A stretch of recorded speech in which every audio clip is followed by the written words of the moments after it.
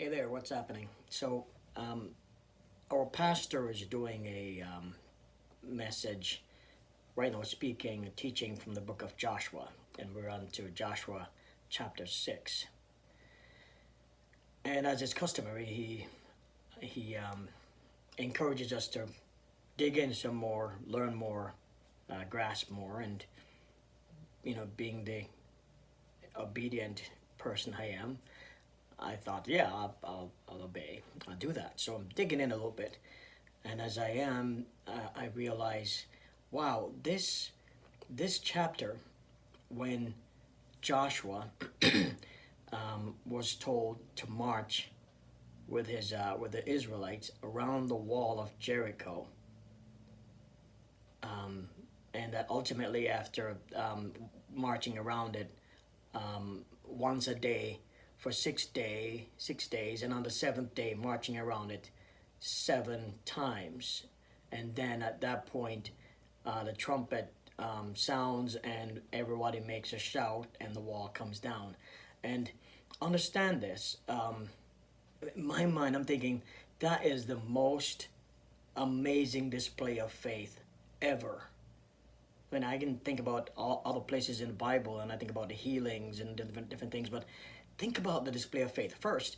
It dawns on me that Joshua is a fighter. I mean, that guy is a fighter. If you think back about when Joshua was fighting and Moses held his hand up, held up his arm while Joshua fight, and as you know, Moses' arm, if obviously when it lowered, then Joshua was starting to be defeated. But the reality is that Joshua was a fighter. So as long as Moses' arms was up, Joshua was fighting, and man, the guy was a beast, right? And for him to really take on the what God told him to do, something that just didn't make any sense at all, marching around the wall, I mean, yeah, marching around around Jericho, a small city.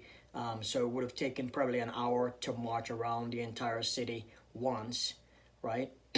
But marching around a city where there were two walls, there's an inner wall and an outer wall, and I would say that probably each of those walls probably were they were inches thick, right? Maybe 8 inches or more thick.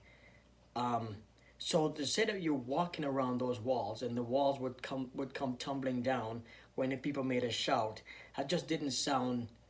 It sounded crazy. It doesn't sound like it could happen. But that was God saying, "This is what I'm asking you to do. This is what I'm commanding you to do, and believe in me, and that will happen." So these guys, on the seventh day, they march around the wall. So I grew up singing this song: "Around the walls of Jericho, around the walls of Jericho, around the walls of Jericho, the army went. When the people made a shout, when the people made a shout, when the people made a shout, the wall came down and into Jericho at last." So we grew up singing that song in church, and never really, I didn't think about it too much. But now as I get older, I'm thinking more about these things. I'm thinking, how stupid was that idea? But it wasn't about the idea. It was about faith in God. That if you do what He says, then when what he promises, it will happen. So as much as Joshua was a major fighter, and he could have just decided, no, gosh, this doesn't even make sense. This is not what I trained to do. I'm trained to go in and defeat people by the sword. But this is not what God told me to do. So I'm going to do exactly what God told me to do. As ridiculous as it sounds or seems, I'm going to do exactly what God tells me to do. So we're going to march around this wall. And I bet there were times when Joshua was thinking, man, I just want to pick up my sword and go in this place because I know I can take him out. But Joshua was obedient. Joshua and his people had faith. And they did exactly what God said. And guess what happened? Yep, you know it. The walls came down. So as we are all going through things and we're taking it to God in prayer, we're reading the scriptures, and we're knowing what God calls us to do. Although it doesn't seem real, although we feel like we're strong and powerful enough to do some things on our own, if that's not what God wants us to do, then doing those things on our own is not going to happen. We've got to do even the ridiculous things that God's calling us to do.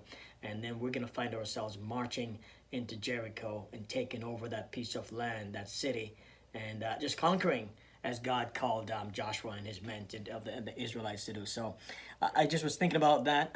Just want to share that my further thoughts with you on claiming the city of Jericho. One love.